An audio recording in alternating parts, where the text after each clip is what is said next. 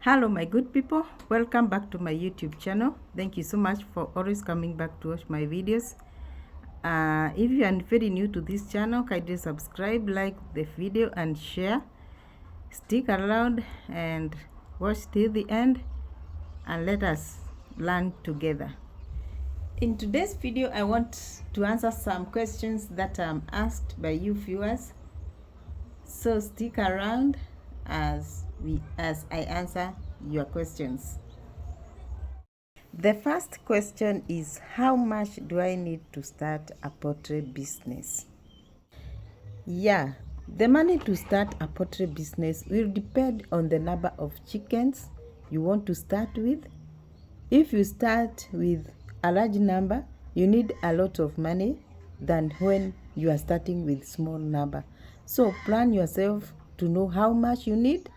And if you are a beginner, you need to start with a few chicks so that you can learn how to raise your chickens.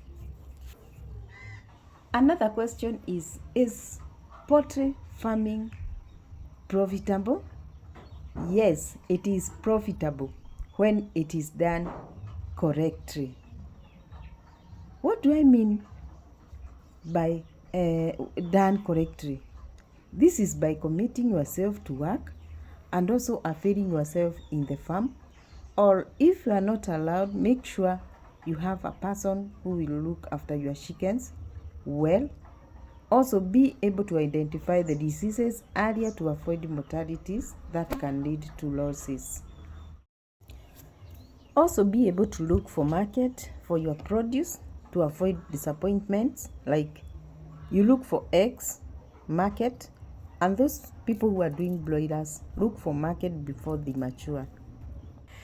Another question is, how do you market your chicken and your products? There are so many ways of marketing your produce or your products, and these are some of the ways you can market your produce. You can market through online. There are so many platforms online like Facebook, YouTube, WhatsApp groups. There are so many. What you need to do is just post your products and people will get to know you and buy your produce and also your products. And this is the way I market my produce, and also interacting with people and advertising your produce to your friends and neighbors, and this is also a good way. Today I'm answering some of your questions, and the other question is, which is the best improved kienyeji chicken to keep? There are so many breeds that you can keep. There are Croilers, there are Kenbros, also we have Kali, we also have in Borosta, also we have Sasso. Now let us see the characteristics of each so that you can be able to choose the breed that favors you. And I will start with Croilers. Croilers are breeds both for meat and eggs. It is a dual purpose. Can survive on free range but needs to be fed continuously. Grows fast compared to pure kienyeji. At 4 months can weigh 3 kgs and 4 kgs at 6 months. Has tastier, tender, soft meat, has large eggs, can lay 140 to 180 eggs in a year, and also highly resistant to diseases. The other breed that I want to talk about is Kenbro.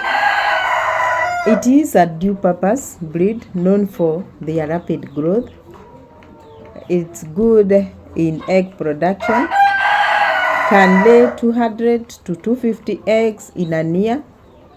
Also adaptability to free range and semi-intensive system. Also a good choice for both meat and eggs.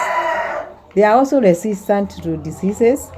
They are heavy feeders and require proper management and supplementary feeding for optimum performer.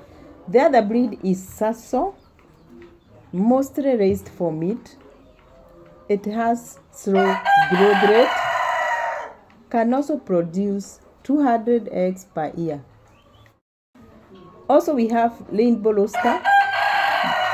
They are dual purpose, kept for both meat and eggs.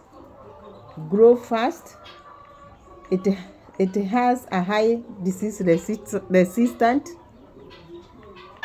Good in egg production, can lay 160 to 180 eggs in a year. They are multicolored, resembling indigenous chickens. They are hardy birds capable of thriving in harsh conditions. Also we have Kali, and this is developed by the Kenya Agricultural and Livestock Research Organization, that is KALRO. It is resistant to diseases, can adapt to any environment, lay 220 to 280 eggs per year, and it is raised for both meat and eggs. Another question is, why did you decide to use cages instead of using the litter system and by using wood shavings? The reason why I decided not to use sawdust is because sawdust, especially fine sawdust, contains a lot of dust particles that can be inhaled by chickens, and this can lead to respiratory problems. Also, sawdust can also irritate chickens' eye, causing inflammations and leading to infections. Also, sawdust absorbs moisture, but it doesn't release it quickly, causing the beddings to become wet and can lead to many diseases. Also, sawdust is not good for chickens, can also cause digestive system problems, and also some woods contain chemicals that are toxic to chickens. How do you layer your chicks to avoid deaths? When chicks are day old, they need to have enough warmth, and if you don't provide warmth, that is when you find your chicks start to die. So warmth is very important when raising your chicks, and you should provide warmth for 4 to 8 weeks depending on the climate at that time. If it is warm, you just provide at night. If it is during cold seasons, you provide day and night for better growth. Raising chicks can be hard, and at the same time it can be very, very simple.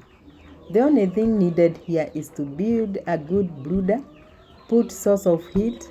You can use brooding geckos, infrared bulbs, or any heat source that is near you.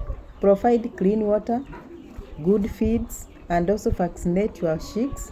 And also in the first week of life, you need to give your chicks antibiotics, vitamins, and liquid paraffin. Antibiotic is to heal any disease that may be from the hatchery. Vitamins is to give your chicks strength and better growth, and liquid paraffin is to help in cleaning or rather clearing the throat in preparation for feed ingestion and prevent constipation. What is the difference between broilers and broilers? Broilers are chickens that are raised for meat only, and broilers, they are raised for both meat and eggs. Is it a must you should have an incubator to increase your number of chickens? No.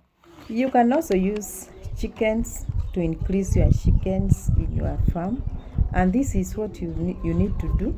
You look for several kienyeji chickens that can go brood, and make sure you wait for them to go brood at the same time, so that you can keep the eggs at the same time, and they'll hatch at the same time. And this is a good way of hatching eggs because no electricity needed to hatch the eggs.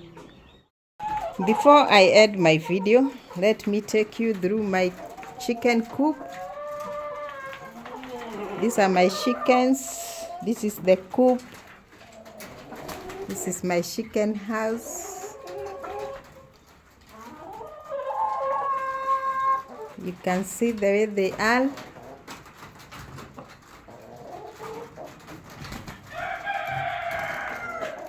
These are my chickens.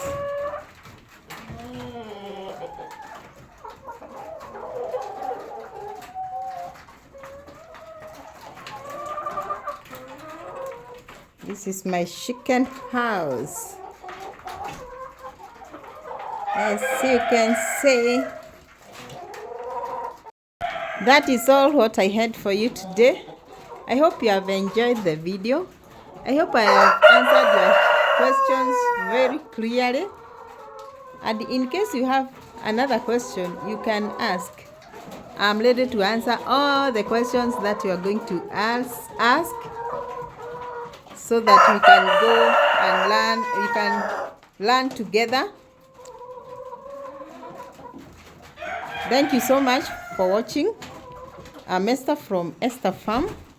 And if you are very, very new to this channel, kindly subscribe, like the video, share to so many people, and let's meet in the next video as we continue learning. And may God bless you.